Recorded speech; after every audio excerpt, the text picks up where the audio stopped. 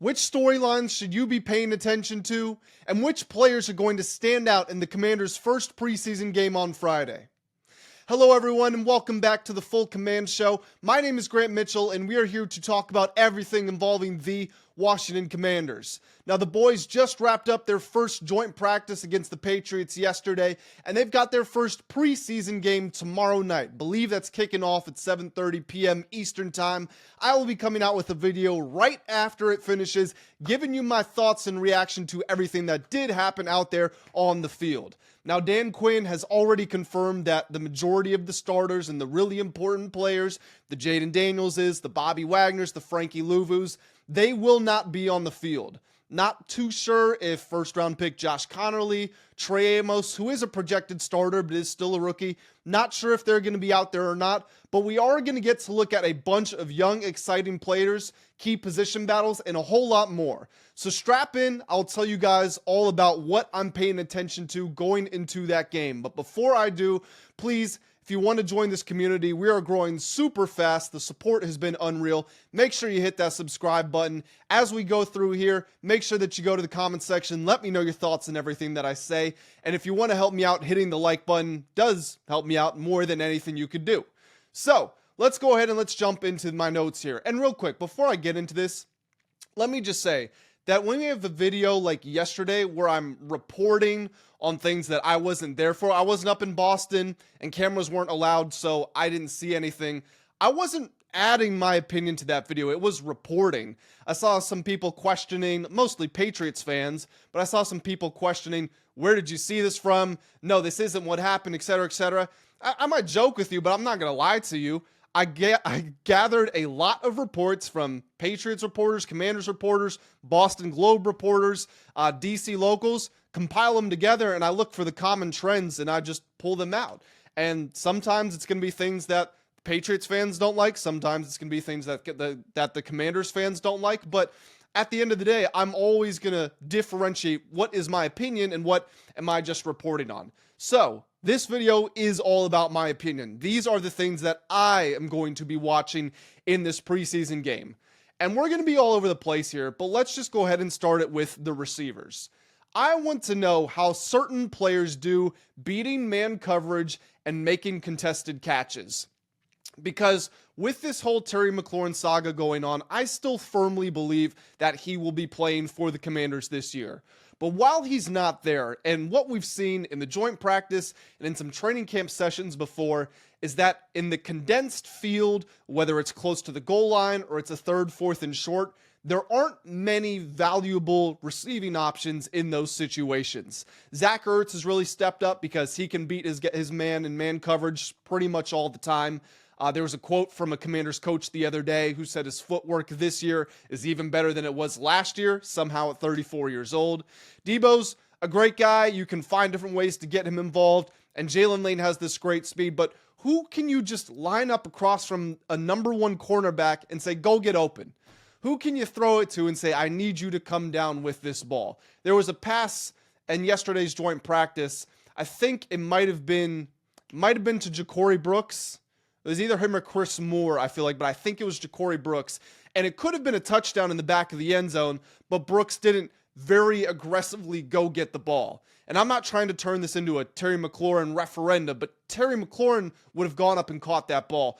Jacory Brooks didn't. So these are the players that I'm going to be keeping my eye on. Luke McCaffrey, Michael Gallup, KJ Osborn, Chris Moore, and Jacory Brooks. Michael Strachan, unlucky to miss this list. Technically, I will be looking at him. I just don't expect him to make this team.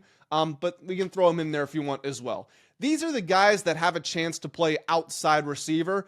And while Terry's not there for however long that is, they would earn starting reps. And even with Terry, who's going to step up and add another option? Can you get one of these guys on the field with Terry and Debo in a potential package? Who is going to go out there and say, hey, I'm ready to earn legitimate starting reps?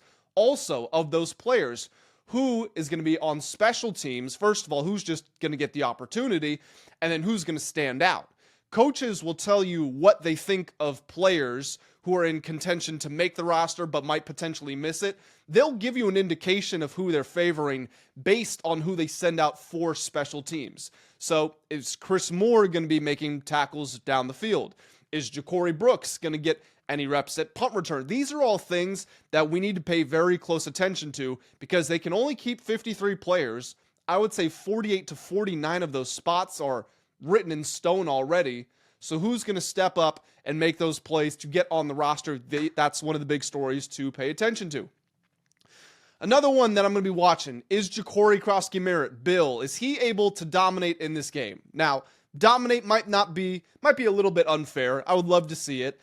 When I think about the context of a preseason game where you're going to get a lot of second string, third string, fourth string, even fifth string players, guys whose football careers are going to be coming to an end in a month, and then they're going to be working at Walmart. No offense to anybody who works there.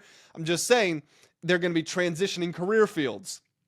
And when you think about the context of this game, this is essentially a glorified sort of all-star pickup game from the college level, just with guys who were good enough to make it to the pros or at least be in contention to get on a roster spot. Well, the last time that we saw Bill in an all-star game was the Shrine Bowl, and he was named the offensive MVP. He had 11 carries for 90-something yards and 2 touchdowns. Now, he didn't make any huge highlight plays in the joint practice against the Patriots, but I was listening to John Keim, an ESPN reporter, and he said that you could still see the flashes, you could still see the traits, and that's the biggest thing that I want to see here. Again, I would love it if he went crazy and filled up the box score, but I want to see the traits.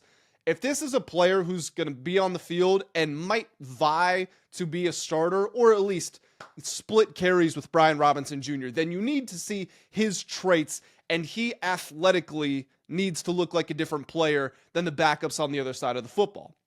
So even if he doesn't break off a 20, 30-yard run, does he have the one-cut burst? Does he have the contact balance to stay upright after he gets hit by a defender?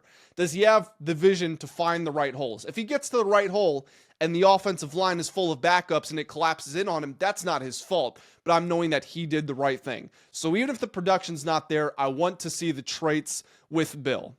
That's another story to watch. Josh Conerly Jr., also going to keep my eye on him. Now, again, I don't know if he's going to be playing or not. It's unclear if he's going to be starting the year or not. It could be Andrew Wiley. There could be a rotation like last year when there was with Cornelius Lucas and Brandon Coleman. But Conerly, if a first-round pick is going to get on the field, it's probably going to be Conerly here. If you remember, Jaden Daniels played, I think it was 2 series against the Jets last year at the start of the preseason. I could see something similar like that happening for Conerly. The reports are that he's been up and down during training camp. He had a nice day against the Patriots at the joint practice. Again, that's what everyone says.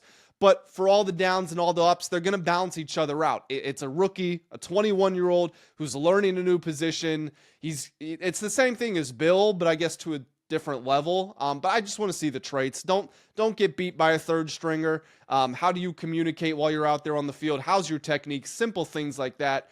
Are you going to be able to show me signs that you will be a week 1 starter, or you'll at least be rotating with Wiley, like I mentioned? Going from offensive line to defensive line, gonna have my eye firmly planted on Johnny Newton.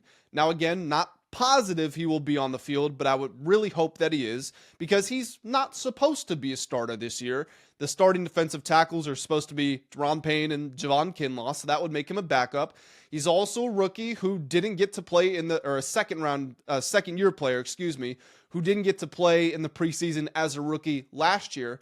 So these are important reps for him. Now, Johnny Newton did look a little overmatched last season. I'm not going to put too much blame at his feet because it's a rookie who started off injured, who didn't get a training camp, who didn't get a preseason, and he basically went from playing at Illinois to suddenly playing in the NFL with no transition period. Well, now that you've had time to train during the offseason, you're healthy, you got your body right, you've added some strength, added some speed, more familiarity with the system, I want to see you make some plays. At the very least, I don't want to see you get pushed around. I don't want to see any missed tackles. I just want to see signs that you can at least rotate into a game. Johnny Newton, when we're talking about the grand scheme of this Commanders franchise transformation, yeah, they had to get the quarterback, and they did that. They got Jaden Daniels. But when you look at the most important players that they have drafted during their 2 years, I think Mike Sanders still is up there, him and Trey Amos as corners. Defensive line is an extremely valuable position. It's one where the Commanders are very light. It was probably their biggest weakness last year.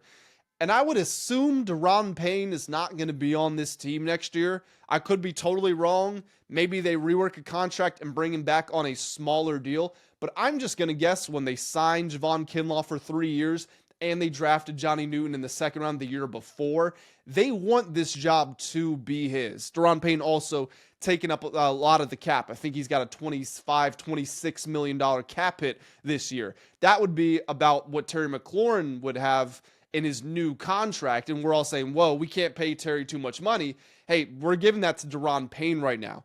So I do think Johnny Newton is supposed to be a crucial building block for the future.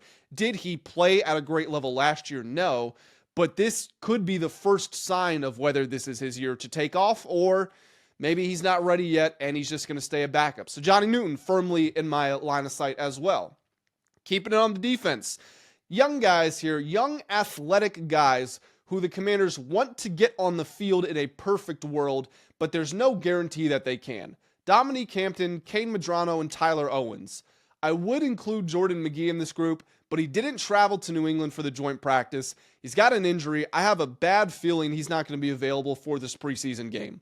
But Hampton, Medrano, and Owens, guys who are similar yet different, all of them, their biggest strength is they have this ridiculous athleticism. You know, Owens had a 40-inch vertical leap. Medrano ran a 4.4. I think Hampton ran a 4.5. Hampton's a converted safety, moving down into the box, playing some linebacker. Medrano's a former wide receiver, now playing linebacker. All guys who have the potential, because of their athleticism, their speed, their range, their strength, they have the potential to be great players, but they have to develop their skills. They have to develop the mental side of their game. So I want to see, how do they do with tackling? How is their zone discipline in the passing game? How do they fit the runs? And if they're asked to play in man coverage, how do they hold up? Specifically, Hampton and Medrano. How are you holding up over the middle of the field? Tyler Owens, can we put you on a receiver? Is that an option? Are you going to be stuck with running backs and tight ends? What does it look like?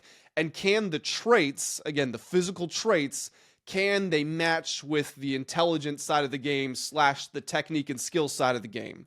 Even if there are still mistakes, can you show me that you're worth getting on the field and they're valuable mistakes where you're learning from them and they don't look like egregious errors, and I have confidence to say, okay, this guy just needs some reps, and then by the end of the year, he's a legitimate rotational player. Also, going back to the offense here, we can talk about Josh Johnson and Sam Hartman. They're going to be battling out for quarterback 3. Jaden Daniels will not be playing. Marcus Mariota has a leg strain, so that means we know who the 2 quarterbacks on the field are going to be. Now, Josh Johnson is 39 years old, and say what you want, he might not be a Hall of Famer, but to be in the NFL at 39 means that you are a trusted veteran who comes to work, works hard, keeps their nose down, does their job. You know the playbook. You're a good locker room presence. You're consistent when called upon. You give good reps at practice, whether it's third string, whether it's scout team. It's a guy who was playing in place of Lamar Jackson a couple of years ago. He knows his way around the league. Now, Sam Hartman, completely different story. This guy who, coming out of Notre Dame, I want to say was an undrafted free agent. I feel like he had to have been because the Commanders didn't draft him. I don't think he was drafted and released by anybody else. Sam Hartman was a good player in college. He did 4 years at Wake Forest. He was a high-profile transfer to Notre Dame, had a solid year there. All reports, especially, Cliff Kingsbury said himself, Sam's been up and down, but he's been getting better as he's been more removed from his off-season surgery that he had. This is his first real opportunity. We've seen some nice clips of him in training camp. He had a 50, 60-yard touchdown pass to Jalen Lane one day. Is he going to step up, and is this spot actually going to be his? Or is he going to be on the practice squad for another year and then be invited back to compete for QB2, QB3 next year? Big days ahead for Sam Hartman and Josh Johnson as well. Getting to the end of my list here, another offensive note, Chris Paul. I want to know, is he going to be the last offensive lineman to make this team? When I put out my initial 53-man roster projection, I had the Commanders keeping 10 offensive linemen. I've been leaning more. I've thought about it. I've been leaning more towards they keep 9. That's what they did last year. There are some concerns on the interior because Sam Cosmi is injured. Brandon Coleman has an ankle injury we don't quite know the severity of. But that would mean that Chris Paul in a pinch could be called upon. Nick Allegretti can play guard. Andrew Wiley can play guard. But Allegretti, in the event of an injury to Tyler Biotish, Allegretti would probably be your center. So Chris Paul could get on the field. Trent Scott's going to be your swing tackle guy. There's a spot right there waiting.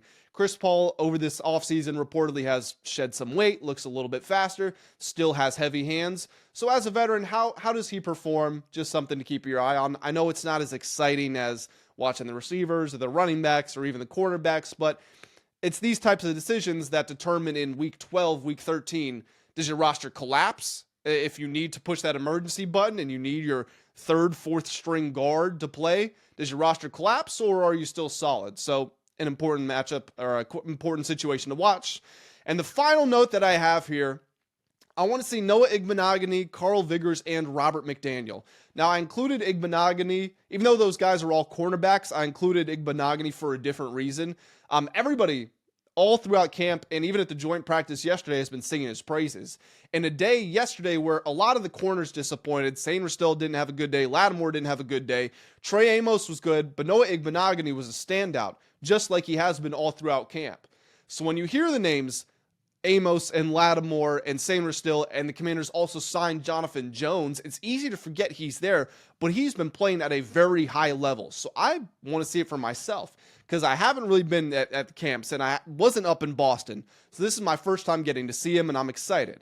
Now I put Robert McDaniel and Carlin Viggers on here for 2 different reasons. One, I believe a lot in Robert McDaniel, or at least I'm intrigued by him a lot. I think that's the better way to say it. The team appears to be intrigued by Carlin Viggers. So these are 2 guys who are also going to be competing for one of the final roster spots. Last year, the Commanders kept 5 corners. That's pretty standard practice. If that happens, those 5 will be Lattimore, Amos, Igbenogany, Jones, and Sainer still. So there's no room for these guys. If they keep 6, then you could see one of them make the team.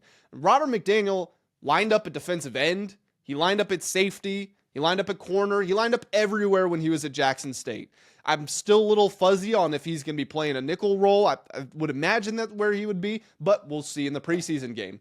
Viggers is a guy who's got good natural traits. He ran a 4.5 40, which is a little slow for a corner, but it's not awful. He's 6'1", 6'2", 200 pounds, plays good press man coverage. He only went to UL Monroe, but when he played Texas and Arch Manning last year, he only allowed 1 completion for 19 yards, and he had a pass breakup. So a good showing from him in a big spot there. And he's somebody whose name keeps coming up. Zach Selby, who's a writer for the Washington Commanders, like the official team writer. He picked 4 standouts from camp last week, and Carlin Viggers was one of them. So I will have my eye on him.